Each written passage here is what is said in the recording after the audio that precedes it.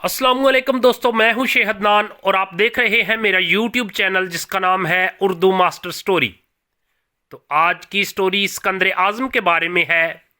उसके इब्तदाई अयाम जो थे मैंने पहले वीडियो में बता दिए थे। तो तमाम देखने वालों और सुनने वालों से इल्तमास है कि वीडियो को शुरू से लेकर एंड तक देखिएगा और कमेंट्स की सूरत में अपनी राय का इजहार भी कीजिएगा। तो आइए चलते हैं स्टोरी की जानब। सिकंदर आज़म को जब पे दर पे कामयाबियां मिलती गईं और हालात में काफ़ी तब्दीलियां आ चुकी थीं, सिकंदर की फ़ौज अब वो फ़ौज नहीं रही थी जो उसके अपने मुल्क यानी मकदूनिया से रवानगी के वक़्त थी।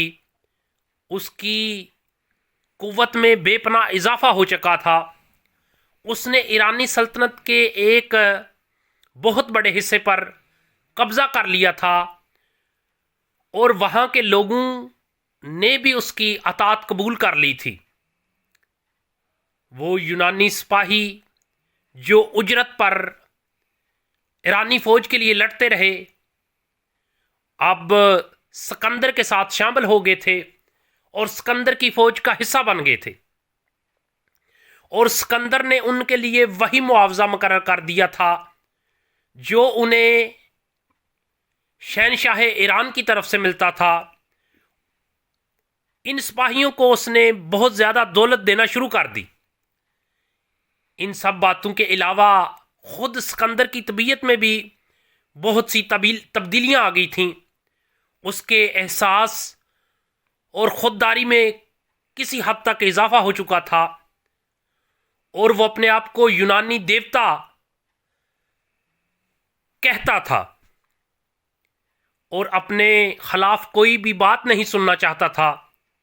यही वजह है कि जब उसके करीबी दोस्त लकी तूस ने उसको देवता मानने से इनकार कर दिया तो गुस्से के आलम में सिकंदर ने अपना नेज़ा उसके पेट में खोप कर उसे मार डाला।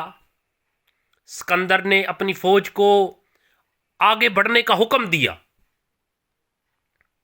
दौलत का लालच दिया, जरहेज जमीनों पर कब्जे की उम्मीद दिलाई। ये फौज वो फौज थी जो बहुत ताकत रखती थी।